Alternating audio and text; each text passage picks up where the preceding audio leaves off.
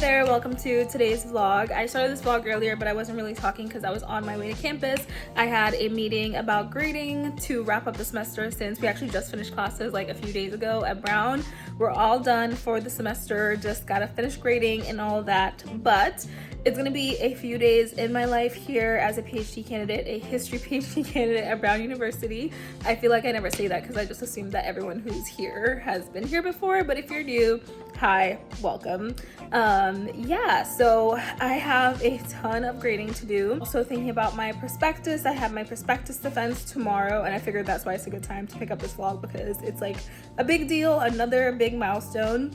I know that in some departments they do the prospectus defense like at a different time, but my timeline has been I did my qualifying exams in December and now I'm doing my prospectus and it's currently May. So yeah, have that tomorrow. It's not like a huge deal. It's not like a formal defense or anything like that. It's more so a conversation with my committee. So I'm kind of chill about it. I'm excited about it. Actually, I've really enjoyed writing my prospectus, which I know is like kind of a strange thing. A lot of people don't enjoy it. It has been stressful, so that's not to say it hasn't been stressful, but I have enjoyed like thinking about my dissertation project because I really love my topic and I really liked kind of like bouncing ideas off of people to kind of figure out the direction I wanted to go in. So yeah, so that's tomorrow. So the day for me is that I'm gonna start going over my grades. I want to make sure I get my seniors grades done first, and then I think I'm gonna go to the gym. I don't really have like solid plans. It's kind of like a weird period of when like things are wrapping up, so you have a lot of work to do but you don't have like a lot of structure because there's no classes, there's no like major meetings or anything like that. So I'm just gonna go with the flow as I can.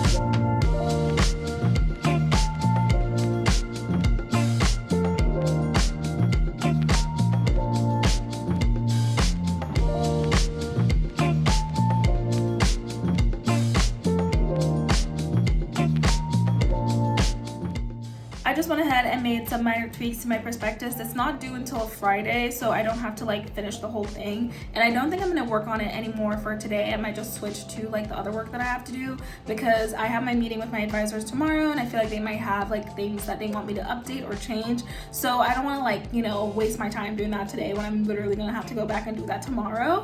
And I don't think there are gonna be any substantive changes because at this point I've done multiple drafts. So it's probably gonna be like minor things anyway. So I should be able to get that done. But yeah, I'm gonna take a little break now, 1:30 right now, and I don't have to get back to work until like 2:10, 2:15. I'm gonna be playing around with this new platform that I heard about. It's called Answer. It's like an AI tool that was built specifically for academics and researchers in mind, and it seems really interesting because it's like you can interact with like your documents, you can ask questions, and it seems like it might be really good for like when I get to like.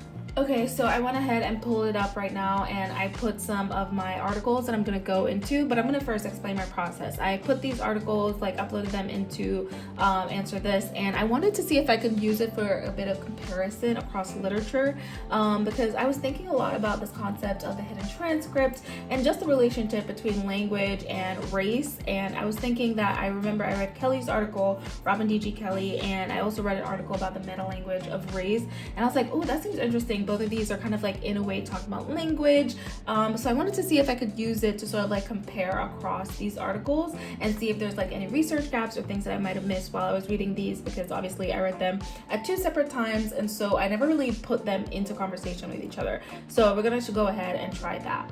The question I'm asking is, how are these articles sort of like utilizing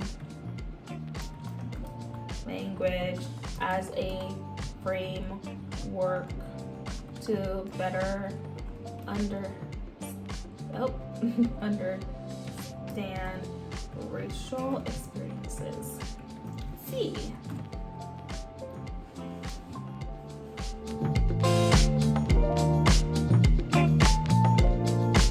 So my results are officially in. I'm gonna skim through to kind of see what's here. Alright, So it gives overview and approaches to analyzing language and race. Okay, critical race theory, meta language, defining and analyzing discourse. Cool. Interesting.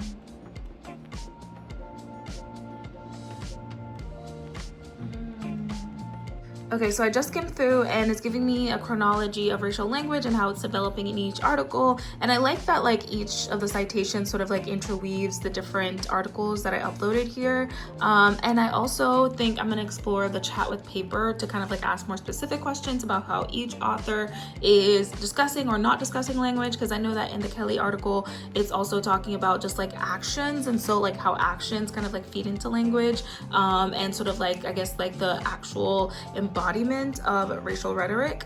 So I'm gonna go ahead and do some more with that, but for anyone who's curious, you can definitely poke around. It has a lot more features, literature review. The feature that I used was like the upload PDF and chat across your documents, put them in conversation with each other, which I think is really helpful. You can also do like just standard research and just ask questions from like a research database. It is the next day now and the day of my prospectus defense, and I'm actually really excited. I am just ready to like talk to all my advisors in one space again and get all their thoughts. I thought I would be more nervous, but to be honest, I'm really just excited. I'm not really that nervous.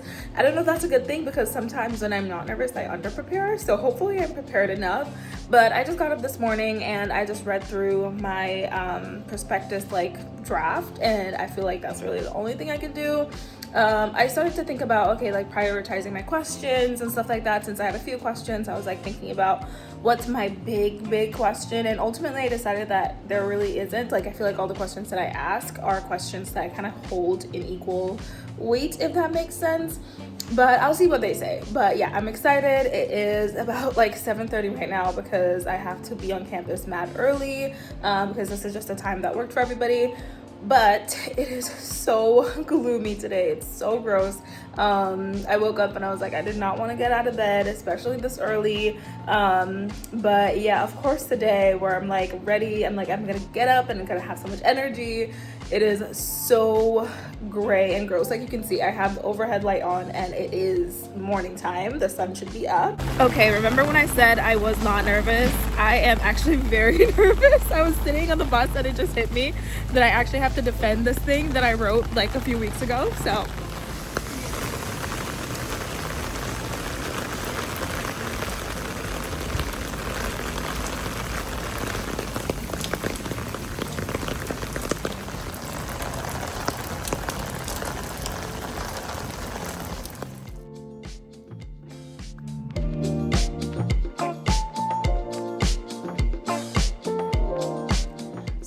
don't mind the noise in the background. Harley is being very loud, but I'm officially done. I guess you could say, well, and I guess you could say I am ABD, which is insane, but also it felt like a little bit like anticlimactic, but also like a lot of anxiety all at once for the fact that I actually have to write a dissertation, and that seems like a lot of work. But I know that I can do it. I know it's gonna be fine. But I think that when I was going into it, I was like, oh, I'm gonna be calm, I'm gonna be fine. And then as I was walking into the room, as I was walking down the path, I was like, oh wait, I'm actually very anxious about this. And then the conversation went fine, and it was very conversational. I know a lot of people, they have like very formal, as I said, noise in the background, but wait, what was I saying? Yeah. A lot of people have very formal defenses where they have to go up and give like a speech or do like a PowerPoint. It wasn't really like that. It was more so conversational, like a back and forth with my committee about things that I can change, things that I should think about as I go about the research process. And I got a lot of valuable ideas and just framing to think about. But I think once you sit down and you start thinking about the logistics of like the plan of what you need to do, and then it starts to feel like, oh wait, this is like actually like a huge thing that people do, and it takes a lot of time and mental effort.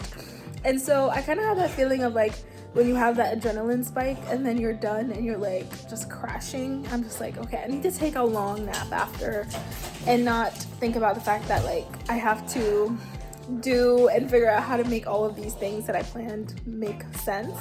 And a lot of the issue, or I guess not issue, but thing I need to think about is the balance between doing so many case studies, because if you're not aware, like my dissertation is going to be about university service workers, and so I'm planning to do like a lot of universities, looking at different case studies, and so deciding how many universities, what types of universities. I have a preliminary plan, but I feel like that's going to kind of go out the window because there's just so many different types of universities, and capturing the broad spectrum of them is quite the task, because if you choose some, then you're omitting others, and it just takes a lot of work of balancing that. And then once I do that, I have to kind of like fit them into themes, and so you have to think about the balance of like, well, if you're fitting them into themes, these universities are different, their contexts are different, and so this is all just like things like that I will need to think about, and I have multiple years to think about.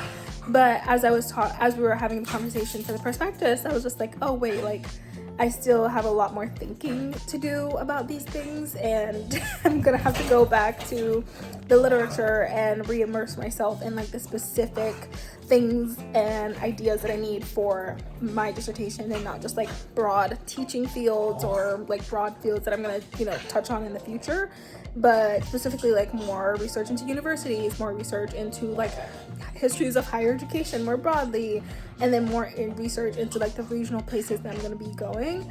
So yeah, there's like a lot of work to do, but I'm gonna take like a break or a nap or something, and then we will pick up again. Like I do need to give myself like a formal break. That's not gonna happen anytime soon because I have a lot of grading and things to do. But once that's done, then I think I will take a break and get back into it when I'm renewed and rejuvenated. So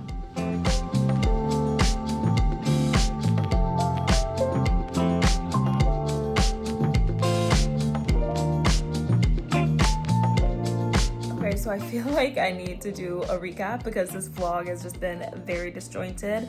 I've just had a lot of like personal events happening. So yesterday was like my boyfriend's graduation. So we were spending like all day celebrating him, and that was so fun. He graduated from his master's degree. Well, technically he graduated a few months ago, but the timeline matched up so that he would walk yesterday. So yeah, did that, and then was catching up with some friends, especially since people are about to leave for the summer because, summer break, people go all over. A lot of PhD students won't like stay full time in the city, so people will be in and out. I'll mostly be based in Providence because I'm local, like my focus is American history, so I don't have to like go to Europe or anything like that. And I might make a separate video kind of updating about my plans now that I'm ABD. I'm sorry if this is shaking, but yeah, I might make a video updating my plans now that I'm ABD and what I plan to do and how I'm gonna manage my time and everything like that, because as I said, like when I was recapping my prospectus experience, I definitely want to think about being organized and things like that. But I'm just looking forward to a change of pace. When I was doing my exams, that was the number one thing that I was looking forward to. I was like, I just want a change of pace, not such a go schedule. Knowing myself though, we'll see if that happens, because I feel like I do better when I have a lot of things to do because I just kind of have to go. But then, I'm just been craving a slower life. And if you can hear scratching in the background, again, I have a dog who's insane, and so she's doing whatever she does in the background. So yeah, I'm just looking forward to the change of pace. It'll be different. I have a few things coming up in the fall that I might mention. Nothing too crazy, but I might mention that maybe later. And yeah, so we'll see what I get up to. I don't even know what I'll get up to. I feel like a lot of people have a lot of ambitious plans for their research year or for their fellowship years, and I'm trying not to do that because I know that it's easier to be like, I'm gonna do so much and I'm gonna get so much work done. So I'm gonna set the bar a little bit lower in hopes that I can, meet that bar for myself. So the bar might literally just be collect as much materials as I can before I start writing, or we'll see. As I said, I'll update, I'll talk about it. But yeah, I am just really, really looking forward to just chilling out, getting back to somewhat of a normal routine, and that's probably not gonna happen for a few more weeks, so we'll see. But yeah,